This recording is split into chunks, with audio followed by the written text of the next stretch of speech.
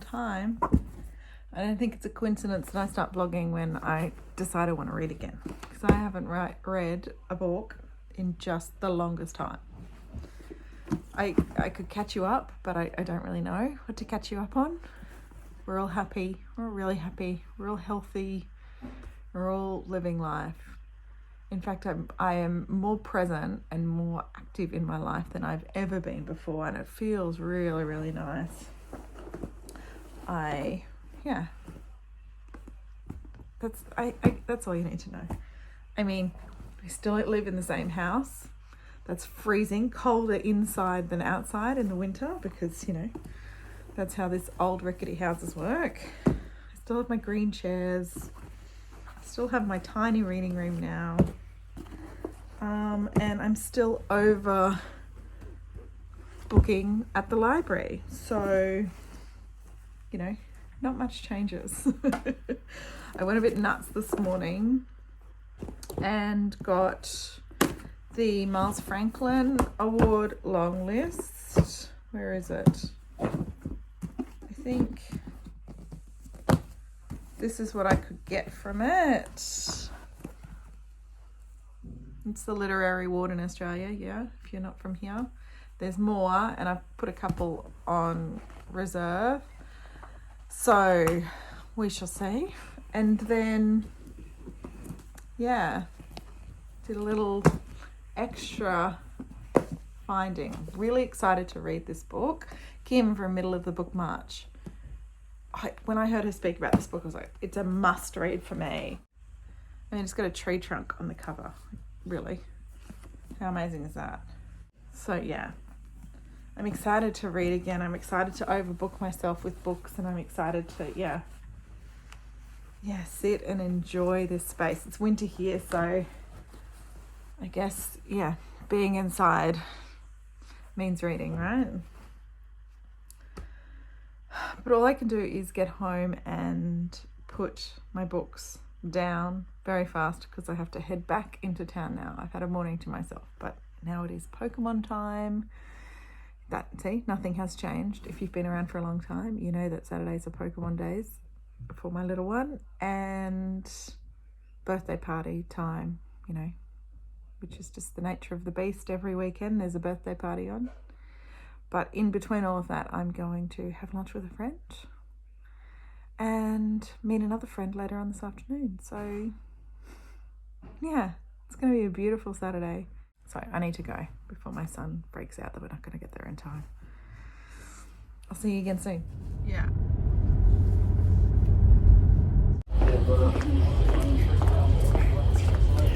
You alright? Yeah, my legs hurt. Oh, do they? What from? I'm pretty. Yeah. So it's about 4 in the afternoon. I got home, and now all of my energy is gone. I've been out all day. I've changed into my comfy clothes, and I've got my blanket, and I feel like sitting here and just spending the night reading and dipping in and out of different books. We'll see how that plays out. I'm really feeling that it can be every man for himself in this house tonight, so wish me luck on making that happen. I'm reading this, and I don't know. I know Joseph Roth is a classic author, German author maybe, I don't know, but this is the first time I've read anything by him, and it's translated, what I think is really well. This is a story about, it's about Napoleon. The 100 Days is sort of Napoleon from, his escape from Elba, I don't know what that means, to his final defeat at Waterloo, the 100 days of that. I know Waterloo because of the ABBA song, but I also know there was a Battle of Waterloo, but that's all I got. So book 1 was him moving into the castle that the king left. He moved in. He's quite an anxious character portrayed in this book. Book 2 is about a washerwoman in his court, and I don't really know the connection between the two of them yet. And then book 3 is entitled The Defeat. So we'll see. It's written in a very masculine way, but I'm really connecting with it. So I'm definitely engrossed in the story. I want to see how the two stories come together. I hope they do. I also need to, know more about Napoleon, I guess. If you've got any good books about Napoleon, let me know. So far, my information about Napoleon relies on Bill and Ted's Excellent Adventure. I'm a child of the 80s. Yeah, I've got all of these books here that I picked up at the library this morning, which you saw, and of course desperate to get into every single one of them, but I am sitting with this book and really happy to do that. So yeah, I'm gonna hang out here and do this for a bit longer. I just picked this off the piles over there, so that's turned out pretty well for me. Okay, I'm gonna curl up and yeah, I'll let you know when this one's done, and I'll let you know how I go at shutting out my family and just spending time by myself. Fingers crossed.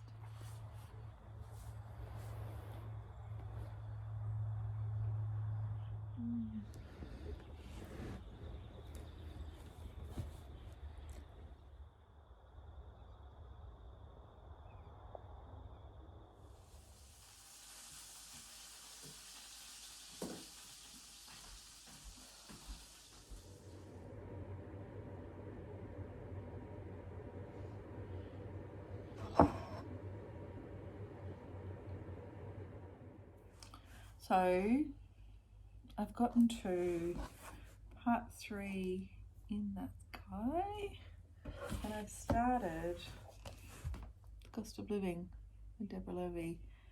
This is her story of writings around the time that she left her husband and started to do things on her own. I think she said she was 50. It's got really big words. It's got really big font and is super easy to read, and just seems to be this narrative of the days after she moved out and started building her own life, and just little musings and thoughts. So very quick and easy to read. I'm reading this because I started a project ages ago of reading through different booktubers' favourite books, and this was on somebody's favourite books list for the year in 2021. Who was that? How do I find that out? Hang on. I left my journal in the car, which is strange to me, so I don't know, but I'll let you know when I finish. I created this little chart ages ago. See that? My little black book of books, and I have different people's names down the side, and I kind of do I read the books that are on their list and we do an average over time. So far, just to find out who, I don't know, just a bit of fun, but also just to find out whose books I'm most compatible with from their best of lists. So far it's Simon of Savage Rave. That's no surprise. But there are a few people close behind. So anyway, just when I was reserving books at the library, I thought I would throw in a few of those books as well and keep that little project going. Now that I'm back into my reading for now. So that's me at the moment. I have no idea what time it is. Maybe 6:30 or 7 o'clock at night. But everyone's fed. As you saw, the old fend for yourself trick never really works. Mama guilt kicks in quite quickly around that. But everybody is fed and happy and doing their thing.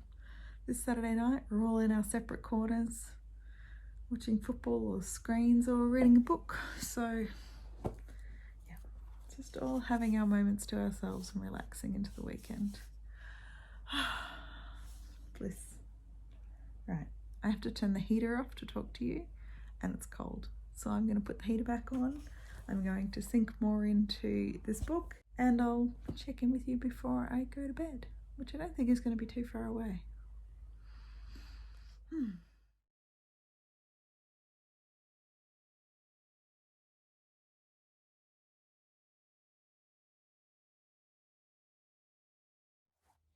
Hi, I finished the 100 days. I wrote my little card which I found such joy in writing.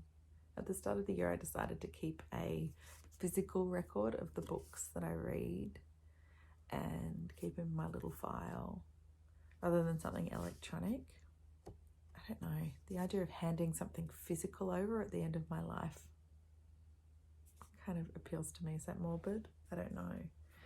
So yeah, that was really lovely to write one of these again because it's been so long since I read. And yeah, it was great to bring my thoughts together around finishing this book, which I loved. It's great. I had to do some Googling around Napoleon because this is the last sort of 100 days of his reign. So I didn't know how he died or where he went, and I didn't know how he came to be. So I've still got a lot of understanding to come around that because I've done some quick Googling. So please, if you have any Napoleon books that are easy to read, I would love that. This is the two perspectives of Napoleon and then this washerwoman in his palace. And kind of when you have those two perspectives through, you read and think, well, they're going to come together. Those two people are going to merge at some stage, and they weren't merging. And it wasn't until the end that I understood why the two perspectives were there, because it's really a perspective of the leader and the devoted subject. Every time I read her parts, I thought, why is this woman? She was in love with this guy, and she'd with Napoleon, and she'd never met him. Well, she'd met him briefly because she was a washerwoman in his court, but they had no intimate exchanges or anything. Yet she was disregarding other men and other opportunities because she was so in love with Napoleon and so devoted to him. And at the end, when that all came together and I was understanding that the reason that these two perspectives are there are to show the difference between the leader and the devoted subject, I was like, wow, this is cool. This was really well done. Because it showed Napoleon, being strong at the start, and then when his final defeat comes, not falling into something, but disbelieving in his own ideas and, what he wants to conquer and all that sort of stuff, and wanting to be a common person and wanting to be unseen. Yet all of these devoted subjects that he had cultivated are still, rooting for him, still being ousted because they're on the wrong side now that he's abdicated. And their lives are still being so affected, not to mention the many people that died on the battlefields.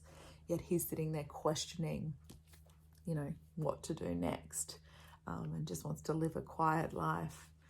So this understanding of people blindly devoting their lives and themselves to a cause and to a leader that, can move to defeat, and their lives are so, changed by it, whereas that leader is just going on their merry way, in a sense. That was really well executed in this book. So, I don't know. I found it more interesting now that I've finished it than when I was reading it upon reflection. I like that. So yeah, I'm on a bit of a Napoleon train. On my little cards, I put the themes of the books down the bottom so I can kind of remember that and connect to, and any questions I had or any thoughts I had through reading the book, because I want to, dive more into the things that books open me up to. So I might go on a bit of a Napoleon binge at some stage. There's always this thought, and I still have to read that book. Is it Charlotte Wood? The Luminous Solution? Something like that? That talks about our just moving through things so fastly rather than sitting and thinking and following the rabbit holes that open up to us. Because right now I have a rabbit hole, but I have no access other than electronically, which doesn't excite me, to the Napoleon rabbit hole. So I can't do it straight away. And I borrowed all these books from the library that I want to get to. So I'm just going to move on now. You know, like it's this kind of feeling of, well, I can't do it immediately, so let's divert my attention somewhere else. And then, you know, who knows whether I'm going to read another Napoleon book. Those thoughts are playing with me right now. There we go, early morning thoughts. So, in saying that, I really still want to read, and I'm really still going to. This book is giving me all the feels as well that I started last night. I'm halfway through now. This woman is, you know, going through it, and I'm here to sit with her. Oh, the morning lights just started to come through. So here we go. We move on from one to the other. That's uncool. I'm not into that, but I'm going to do it anyway.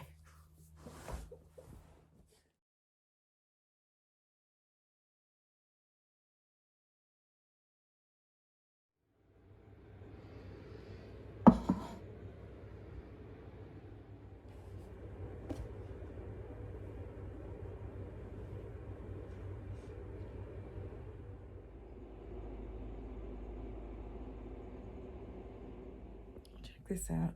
I can only take that Deborah Levy book in little spurts because there's so much feeling in that about the suppression of women and the taking of a woman's voice, and yeah, it's a lot. So spits and spurs. So I went, okay, I'll pick this up. I love Michelle de Kretzer. I've seen her speak. I've loved her books in the past, so I was excited. So I pick it up, right, and then it falls to this side, and then I'm like, okay, 2 different covers. And then I open it up, and I'm just like flicking through the pages, and this is okay. Can you see that? And then the writing becomes upside down on the page.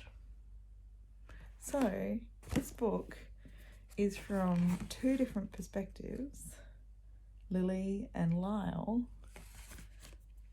and the 2 different perspectives, like this is Lily's side and that's Lyle's side. And it says on the blurb that its reversible format enacts the disorientation that migrants experience when changing countries changes the stories of their lives. So, I'm a little confused, but a little excited at the same time. I've never seen anything like this before. So, yeah. It's like this, okay, something new, something different. Let's embrace. I mean, really, it's just 2 stories put together, just they're upside down. Yeah, I'm gonna have a bit of a read now. This is on the Miles Franklin Award long list and part of the library books I got yesterday. And there's a couple that I was really excited about reading, and this is one of them. So yeah, let's dive into that. And yeah, welcome the morning sun that's slowly starting to creep through.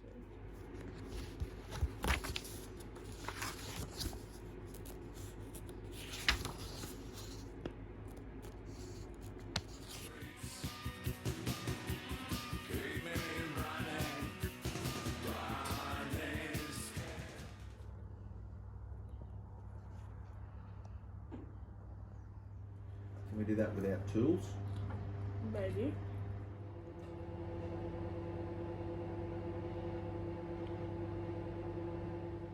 So I've landed in the lounge room to finish off the first part. So this side, I did Lily's side in Scary Monsters. This is about a young girl in her 20s, an Australian girl who was originally from Asia. Her parents emigrated to Australia, and then we find her teaching English in France, and this is her time spent there and the people that she's meeting. Scary Monsters is interesting, and it's something that I think I've been really aware to keep in my head through my reading, because it could just be a story of a girl, you know, and what she went through, you know, the year she taught English in France. But the idea of doing that as a woman, doing that in a foreign country, doing that when she feels foreign from the country where she says she's from, which is Australia. The political fears. Yeah, there's just a lot. So it's kind of like I'm in my head seeing it through all the different lenses of what Lily's scary monsters are. The next book is about, so this was in the past, this was in the 80s. It even ends with AIDS, coming to the fore. This is a male in the near future in Australia. So it'll be interesting to see, reading this through the frame of what are the scary monsters for a woman in the 80s in a different country, and then for a man in Australia in the near future. But I believe he's immigrated to Australia as well. Lyle. Or maybe he hasn't. No, he's an Asian migrant as well. So, yeah, I think these are meant to be, my thoughts right now are, these are meant to be snapshots into the different worlds of two different people, but both Asian migrants in Australia, and what that means. Two different people at two different times, two different genders, all that sort of stuff. I enjoyed the story a lot, and there's great writing. I really, really like Michelle de Kretz's writing. It's very short, sharp, to the point kind of writing. Lots of short sentences, and then it hits you with this beautifully phrased line that you go, and kind of ties things together. But I think there's a lot of, moments of symbolism, and then we move on to something else, because there's no chapters in this. It's just short little short little passages, and then each passage, it does move through time in a linear way, I think, but each passage kind of comes up with, a different idea or a different thought. So it's easy to read. It's very fast. You can read it really fast, but it's not this kind of, I don't know, you don't go down in the weeds of anything. It's just all of these, kind of passages that are short and sharp, and like, okay, I'll take that on board, and then you move on to something else. So all around the same few themes and the same few ideas, but still we're not ever sinking right into the weeds of where it comes from. It's just sort of her happenings around these scary monsters. I don't know if that made any sense, but yeah, that's where I'm getting at. I do need to fold that washing in the background as I'm talking to you. I see it, but instead I'm going to go for a nap. The boys just went out to run some errands, so this is the perfect time to just have a quick nap. So I'm going to lie down and do that, and then I'll tackle this side of the book this afternoon and see where that leads me. It's a really interesting way of doing things, and there's this line at the end of the blurb which says, which comes first, the future or the past? So I've read the past first and then moved on to the future, which I guess, says a bit about who I am as a person, and that need for linear movement, maybe. I don't know. Anyway, we won't go there. We'll just go for a nap. I'll talk to you later. Okay, nap was had. Got woken up by a little person doing Lego. Lego's really noisy, isn't it? That's okay. And I've moved here. I've read a bit more Levy with the story. That chapter was about when her mum died. Oh my God. So emotional, this book. So I've read a chapter and then I put it down, and then I'm going to start on the next part of this. This is Lyle's story in the near future in Australia. So let's see where this half of the book, or this story about scary monsters, takes me. It's been so nice, this whole process of sitting and reading again and desiring to read, and not having much on. This afternoon an old friend arrives, so when she comes this is all over, because I want to spend time with her.